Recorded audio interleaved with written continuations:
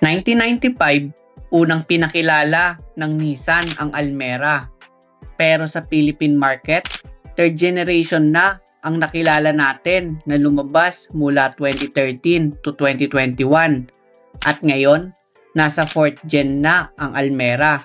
So ano nga bang special sa kotse na to?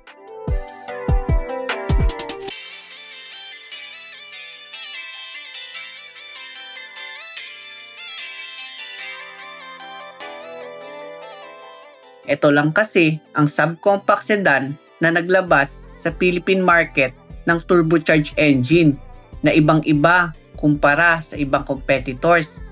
Kaya ngayon, ibibida natin ang 2025 Nissan Almera VL. Ang tanong, practical kaya? Fun to drive nga ba tong kotse na to? Kaya ayan ang aalamin natin dito sa Drive Talk.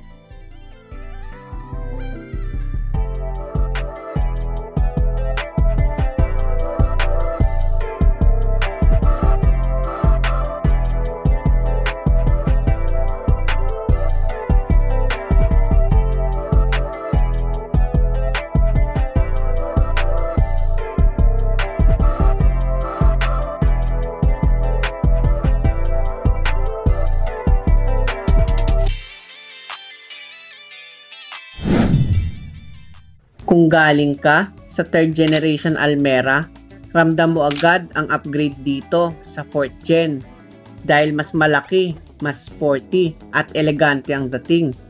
Naka V-motion grille na may modernong glass Nissan emblem. Sa harap, full LED headlamps at fog lamps. Sa likod, LED rear combination lamp at may third brake light na typical sa Almera. Mapapansin din ang diffuser, bagay sa look. Sa gilid, glossy black side mirror with repeater, plus black roof kaya premium ang aura.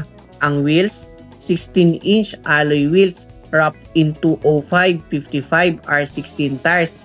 At kahit wala siyang parking sensor, bumabawi naman sa camera. Dagdag tulong sa tight parking spaces. Maluwag ang trunk space ng Almera at may sariling ilaw, hindi nga lang LED. Ang spare tire naman ito ay donut pero okay na rin for emergency use. Kaya kahit subcompact sedan, hindi nakakabitin. Under the hood, may 1.0 liter turbocharged 3-cylinder engine na may maximum output na 100 horsepower at 152 Nm of torque. Paired with CVT transmission. Para sa safety at tech, nandyan ang Nissan Connect with SOS at marami pang iba.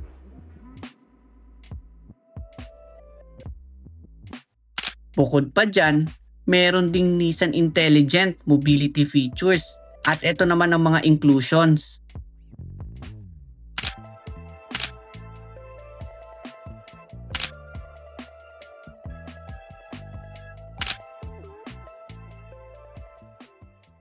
Kung familiar ka sa loob ng Nissan Terra, may pagkakahawig ito sa loob ng Almera.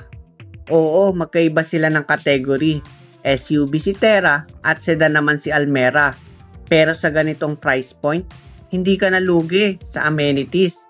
May premium feel cabin with leather seats, sporty ang vibe, at flat bottom naman ang steering wheel na may control sa left ng infotainment at cruise control with voice command sa right. May 7-inch TFT display at power folding side mirror. Sa center, may 8-inch infotainment system. May konting delay lang ang touch response. May digital screen with rotary dials at naka-automatic climate control ang aircon. Meron pang 12-volt socket, auxiliary port, USB Type-A port, storage na kasya ang phone, at cup holders. Ang visor naman, both driver and passenger with mirror. May map light na hindi LED at SOS button. Sa likod, maluwag ang legroom, sakto ang headroom. Ang gitna, may kataasan ng tunnel. May armrest with cup holders, cabin light na hindi LED, at USB port para sa passenger.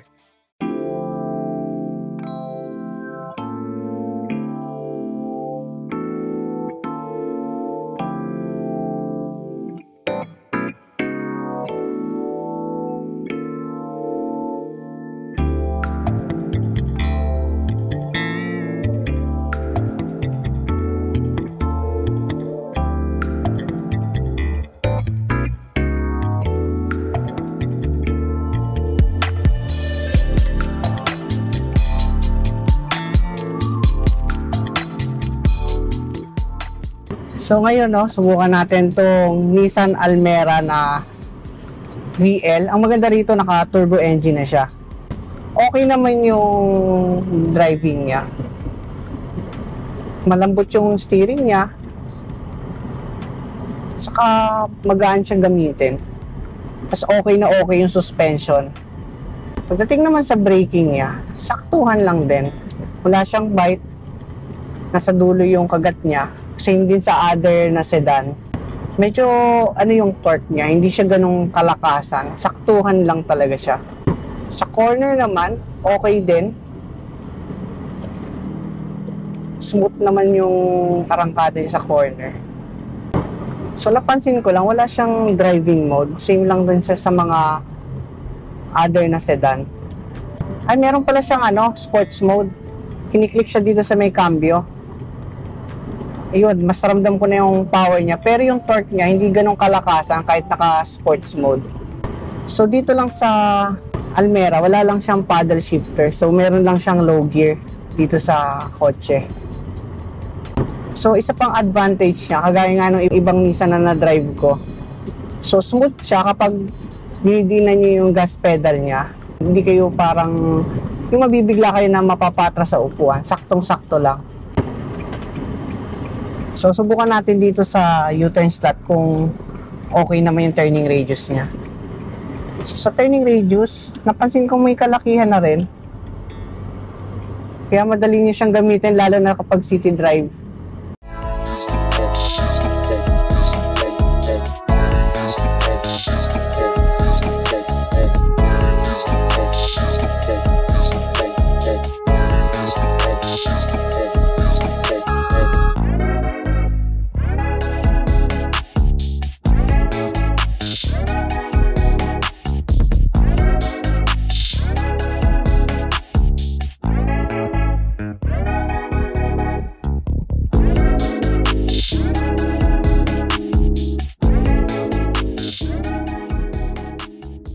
Ang 2025 Nissan Almera VL Turbo with NCS ay nagkakahalaga ng 1,155,000 Philippine peso. Available naman ito sa tatlong kulay, Moon Pearl Gray with black roof, Gun Metallic, pero take note, ang black roof ay available lang sa Moon Pearl Gray kapag VL variant ang kinuha mo. At para naman sa Pearl White, may additional lang na 20,000 pesos. Kung taga Cavite naman kayo at hanap mo ay Nissan Cars, visit lang sa Nissan Bacoor at hanapin lang si Sir Norman Burinaga for inquiries. Sabihin nyo na lang na napanood nyo dito sa Drive Talk by Aljay. At kung nagustuhan mo naman ang episode na to, don't forget to like, comment, share, and subscribe. I-click mo na rin ang notification bell para lagi kang updated. Kita-kits sa next episode ng Drive Talk.